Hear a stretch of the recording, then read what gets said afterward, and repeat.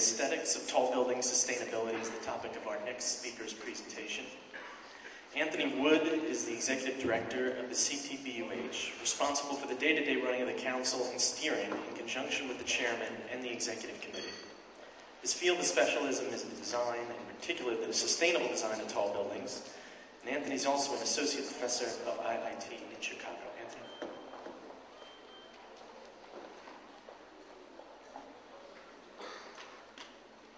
Can I just say, I'm probably going to upset somebody.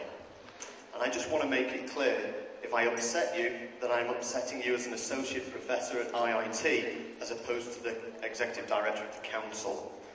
I say that because if I do upset anyone, I don't want them to stop paying their membership fees to the Council.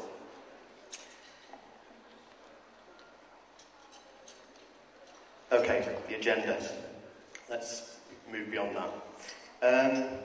I don't want to dwell on this, but early on when we were planning this Congress, we did invite some people to come and talk to us about the sustainability credentials of tall buildings.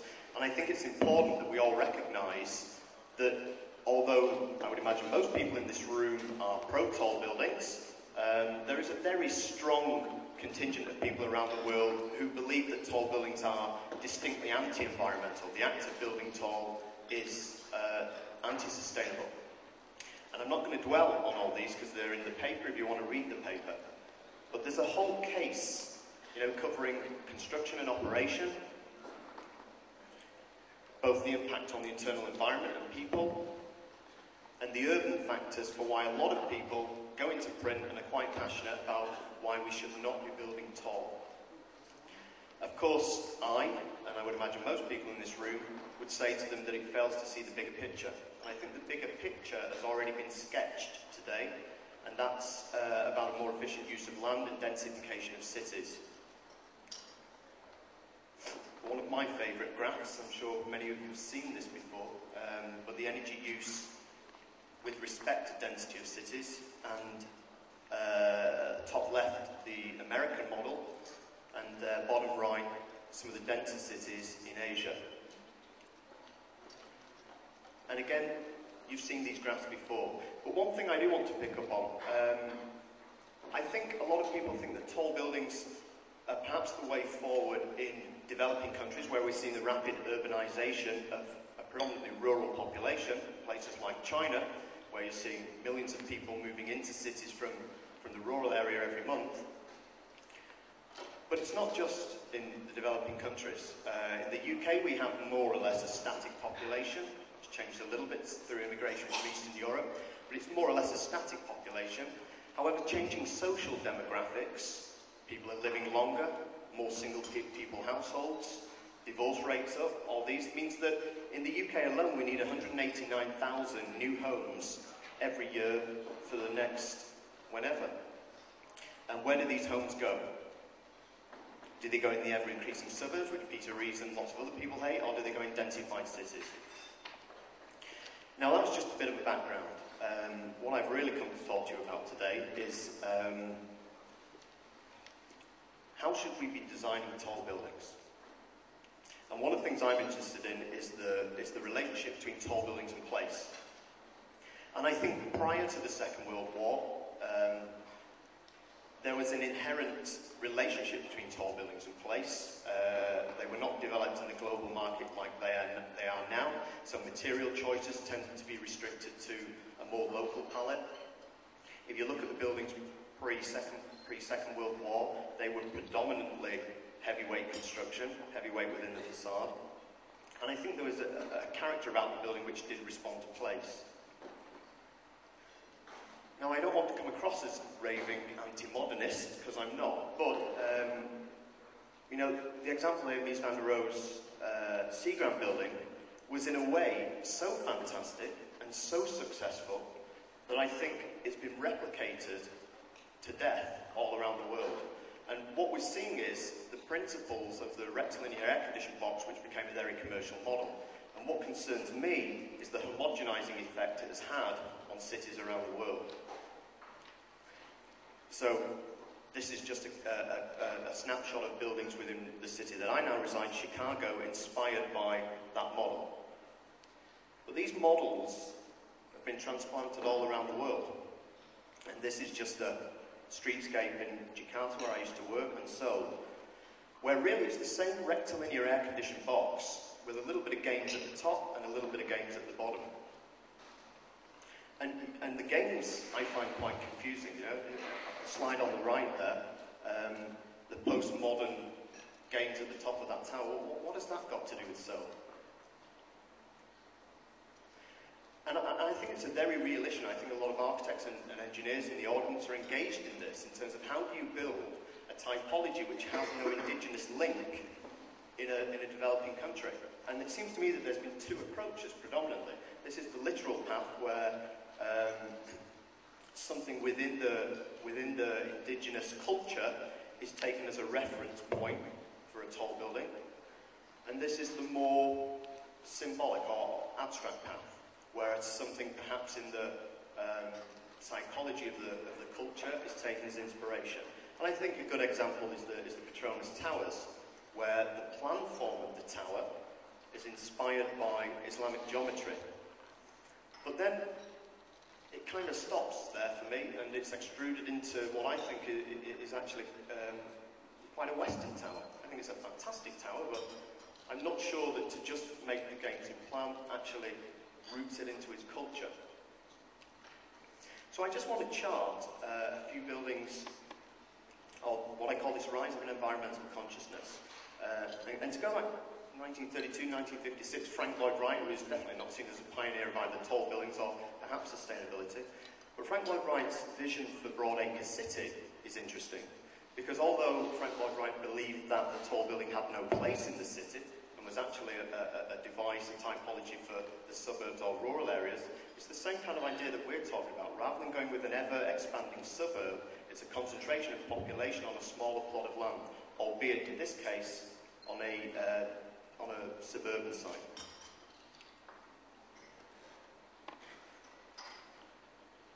Now, I've not been in this building. I suspect that some people in the audience have. And, you know, to be honest, I've never even seen it. This is a bank by SOM in Jeddah. But this seems inherently sensible to me. Rather than build an all-glass tower in the middle of the desert, the ideas in this building of actually building a stone tower, essentially, and inverting the glass facade beyond sky gardens, in a triangular pattern, the sky gardens spiral up the building, seems inherently sensible. Interestingly, this plan also informed the Commerzbank plan by Foster a few years later. And this is a tower in Kuala Lumpur, interestingly inspired by the same Islamic star geometry as Caesar Pelli's Petronas Towers on the right, but it goes two steps further. It doesn't extrude it in terms of, into a kind of global curtain wall facade system. It actually continues the Islamic motif in the skin of the building, and the skin of the building becomes a brise solaire, which protects from the solar shades the facade behind. And actually, the Islamic world, I think, has given us quite a few great examples of tall buildings which I think respond to both the climate and place. You'll notice none of these are all glass towers. By the way, this is only my opinion. Harry Seidler in Australia, I think, was a pioneer of the early eco towers. Charles Correa in India. And I don't need to dwell on this because Ken was here himself this morning and he spoke about his work. But this is really what this presentation is about. Because to me it seems that from an architectural design aesthetic viewpoint, we stand at a crossroads.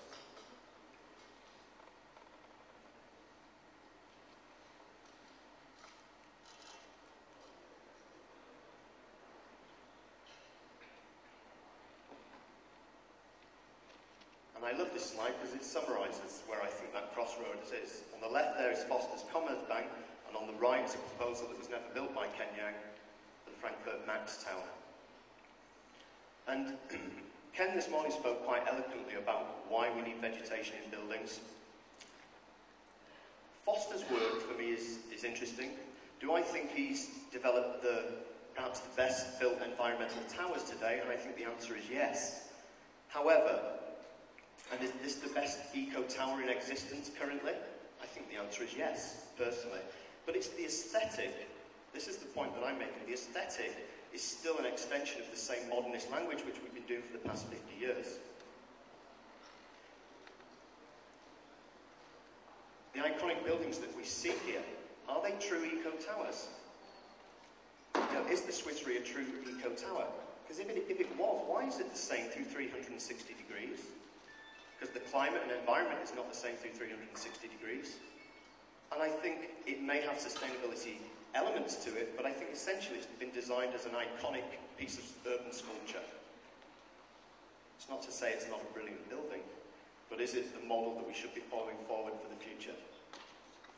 And then we move into a whole new territory, where the modernist language is extruded further to embrace sustainability technologies which become a vibrant part of the aesthetics of the building.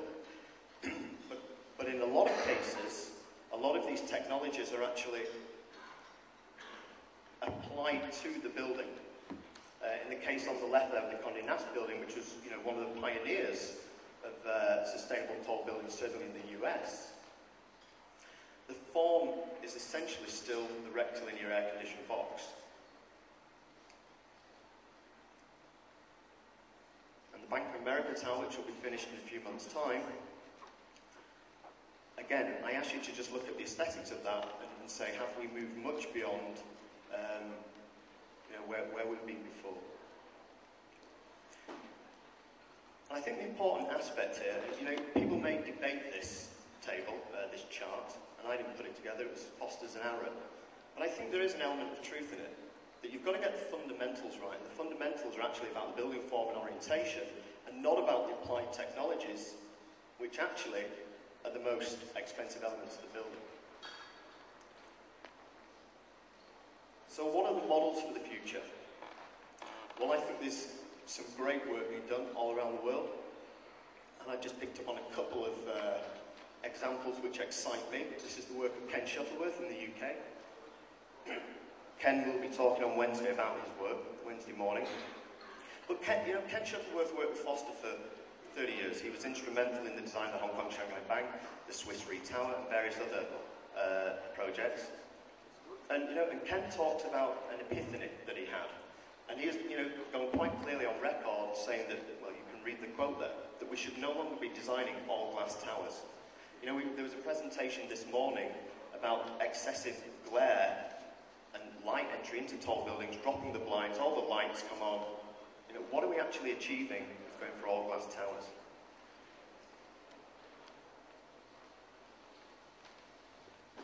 And this is where I put my neck on the line. These are some projects that we've developed at IIT and prior to that at the University of Nottingham. Just a few. When I say we, I mean me and a bunch of students, so please don't be too critical. These are not essentially real projects coming out of professional practice.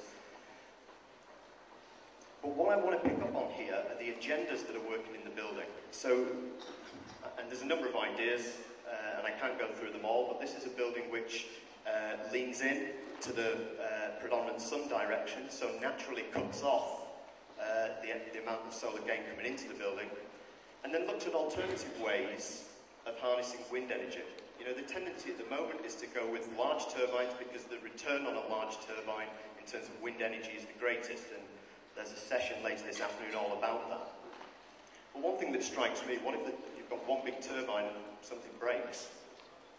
Just that's one aspect of it.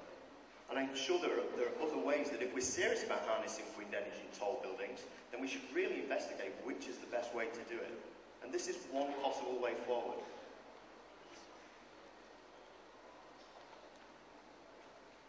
Solar thermal tower. These are not PV arrays. They're not photovoltaics. I don't know if you're aware of this, but this is a solar power station in Seville, and I saw recently there's an investment now to build these in America. These are just bloody big mirrors in the desert where it's sunny all day long.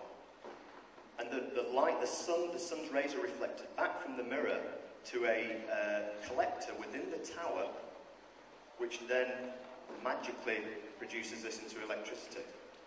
So, you know, is there a way forward that we could perhaps incorporate that into tall buildings? And that's what this project was about. Looking at how the skin of the facade could actually shield, but use the sun's rays for electricity, to produce electricity in a way other than just photovoltaics. This was one of my favourites from the last year that we did. Again, you know, I don't want to upset anyone, but if you're serious about harvesting rainwater in tall buildings, it's not about the roof of a tall building. Because the roof of a tall building and the surface area of a tall building is fairly minimal. And, you know, rain doesn't usually fall down, especially at that height, it's driven. So if you want to harvest rainwater, you know, I think you should be looking at the facade, not the roof. And so this project made strategic moves by orientating itself to block the predominant wind direction, and then to use the skin of the facade to actually recycle as much of the water as that is falling on that facade. And as we know, the crisis with water, you know, is becoming the next equivalent of the crisis with energy. And this project actually recycled 150% of rainwater falling on the site. How do you recycle 150%? Well, you're catching it from the site beyond, which had just fallen. And then the other thing I think we need to do, I think we need to start challenging traditional functions in tall buildings. Residential, office, hotel.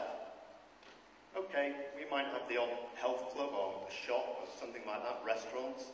But I think we've really got to start challenging seriously the functions that we put in tall buildings. This was a building which mixed office and sporting functions.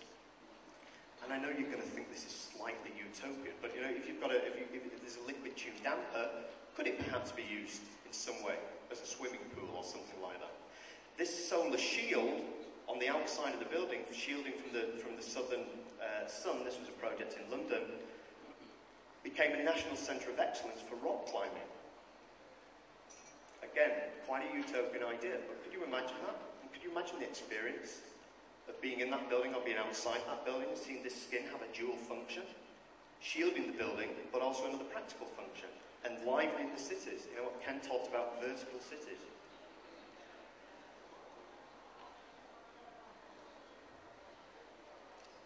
This was a project which was, okay, a little bit extreme, but smart cars driven by hydrogen, which are parked within the facade of a building, because part of the problem with tall buildings is the issue of parking in tall buildings, and usually it gets lumped at the bottom and disconnects the tall building and does nothing for the urban grain. So this was working on the ideal of everybody wanting to park their car in their suburban garden. Well, is it possible through a system of electromagnetics that you could actually take the cars up and into this inhabitable double-skin facade, which is essentially a garden balcony unit? And this was another of my favourites, and I'm not going to talk about this too much because there's a presentation in the next session by Dixon Despommier and Eric Ellingson, which is all about this, vertical farms. And vertical farms, I really do not think are stupid. I think they make complete sense. It doesn't make sense to me to be growing ever denser cities and still importing food from all around the world to service people. And this project was interesting because, now who invented that? Whose idea was that? I knew it would come back to bite me. So this was about a system of hydroponics within the building, within this lightweight building on top of an existing building. You heard from Sadhu this morning about the Green Roof Initiative in Chicago. Great. Reduces heat island effect. It could be used for recreation. But what would happen if we started linking up those green spaces? Linking up the green roofs. Then we could really start to intensify the usage of those spaces as ecological corridors in the city and circulation corridors, even for agriculture, even possibly for livestock. I like Sadhu's comment about don't buy a lawnmower, go out and buy some sheep. So this was a project which did that. I'm going to finish with 5 design principles, which I believe would be a good way forward for the eco-skyscrapers of the future. I think the days of an efficient floor plan which vertically extruded should be over. I think tall buildings should vary with height, not just be vertical extrusions. I almost believe that a tall building should be designed as a series of small buildings placed on top of each other. Not without harmony, but the same level of detail should go into every part of that building, which changes with height, with climate, changes with height in the city. As I said, programs and functions need to be challenged with new functions encouraged. Crucial, communal, open recreation space in tall buildings. Again, other people have spoken about that. I believe that we need to move away from complete transparency in tall buildings. It's a balance, of course. You know, we can't create all solid facades because it has an impact on lighting and various other things.